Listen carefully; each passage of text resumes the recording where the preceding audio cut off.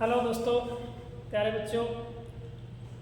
जैसा कि आप सभी जानते हैं, मैं किशन आप लोगों से फिजिक्स की प्रॉब्लम्स डिस्कस कर रहा हूँ। जो नीट 2024 में ये क्वेश्चन आया हुआ है और ये आपको बताया कि नीट में अच्छी रैंक लाने के लिए फिजिक्स का आपका स्कोर अच्छा होना बहुत ज़्यादा ज़रूरी है। बायोलॉजी केमिस्ट्री भी इतने इम्पोर्टेंट है, बट फिज़िक्स क्योंकि इसमें न्यूमेरिकल पोर्शन थोड़ा उन दोनों से ज़्यादा आता है, तो इसको आप बेसिक अगर हम बात करें इसके जो बेसिक्स हैं वहीं से क्वेश्चन आते हैं। बहुत ज़्यादा टफ क्वेश्चंस नीट में नहीं आते हैं।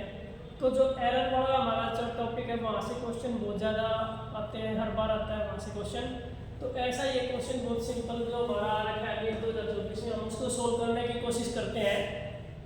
In an electrical circuit the voltage is measured as voltage जो गिवन है वो 200 plus minus 4 volt means 200 volt है, बट उसमें प्लस माइनस का 4 का एरर हो सकता है। एंड करंट जो है आपका वो आपका गिवन है I20 प्लस माइनस 0.2 एम्पियर। तो वो जो 0.2 का है उसमें प्लस माइनस हो सकता है, एरर है। The value of the resistance is, first of all तो आपको निकालना क्या है, रेजिस्टेंस निकालना है R, जिसका हमारा फॉर्मूला ओम्स लॉ से आता है R=V/I। बट जब हम वोल्टेज की बात करें तो उसमें भी प्लस माइनस का 4 का डिफरेंस है, और करंट की बात करें तो उसमें भी प्लस माइनस 0.2 है, मतलब इतना करंट ज़्यादा भी हो सकता है, कम भी हो सकता है। ये एरर है, वोल्टेज और करंट में ये एरर है। तो जब आप रेजिस्टेंस फाइंड आउट करेंगे तो जाहिर सी बात है उसमें भी कुछ एरर होगा, हमें वो एरर ही फाइंड आउट करना है और हमें फिर उसकी जो है फाइनल वैल्यू बतानी है कि उसमें कितना प्लस माइनस हो सकता है। तो ओम्स लॉ से अगर बात करें, रेजिस्टेंस आ गया आपके पास वोल्टेज बाई करंट, वोल्टेज आपके पास 200 बाई करंट है आपका 20 एम्पियर, तो इसको कैंसिल करके हमारे पास 10 ओम रेजिस्टेंस आ गया। अब हम बात करें जो एरर है आपके पास वोल्टेज में वो है डेल्टा V4। तो हम अगर उसका रिलेटिव एरर निकालें तो डेल्टा V/4/200 करेंगे तो हमारे पास 0.02 का फैक्टर आ गया।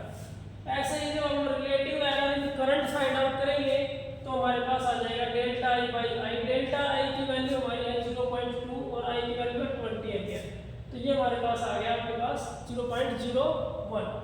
तो दोनों में जो एरर आया वोल्टेज और करंट में वही प्रोपोगेट हो गया इस फिजिकल क्वांटिटी R में, जो डिपेंड कर रही है वोल्टेज और करंट पर। इसे प्रोपोगेशन ऑफ एरर कहते हैं। जब इस तरह से हमारा क्वोशिएंट की फॉर्म में गिवन होता है तो जो फाइनल एरर जाता है आपका किसी फिजिकल क्वांटिटी में, मान लो कोई फिजिकल क्वांटिटी x है और वो है a/b, फिजिकल क्वांटिटी है a/b, और a में हमारे पास प्लस माइनस डेल्टा a है और b में भी हमारे पास प्लस माइनस डेल्टा b है। तो उस फिजिकल क्वांटिटी में जो फाइनल एरर आएगा डेल्टा x/x, उसका फॉर्मूला होता है plus minus delta a/a plus delta b/b। ऐसी फिजिकल क्वांटिटी हमारे पास यहाँ रेजिस्टेंस है वोल्टेज बाई करंट। तो जो रेजिस्टेंस में जो एरर आएगा delta R/R plus minus common, delta b/b की वैल्यू हमारे पास आई 0.02 और डेल्टा I/I की वैल्यू हमारे पास आई 0.01। दोनों की वैल्यू पुट कर दी तो हमारे पास प्लस माइनस 0.03 आ गया। तो डेल्टा R/R की वैल्यू 0.03, ये R यहाँ जाके मल्टीप्लाई हो गया तो डेल्टा R की वैल्यू हमारे पास आ जाएगी R10 मल्टीप्लाई 0.03। तो जब 0.03 को आप 10 से मल्टीप्लाई करेंगे तो 0.3 ओम। तो फाइनल जो रेजिस्टेंस की जो अनसर्टेन वैल्यू के साथ जो फाइनल वैल्यू आएगी, ये तो सर्टेन वैल्यू है 10 प्लस अनसर्टेन वैल्यू जो हमारे पास आई 0.3 आई, तो ये हमारे पास रिजल्ट आएगा फाइनल R की वैल्यू ये आएगी, जो कि ऑप्शन बी में गिवन है। तो इतने आसान क्वेश्चन भी नीट में आते हैं और ये +4 मार्क्स आपको देगा।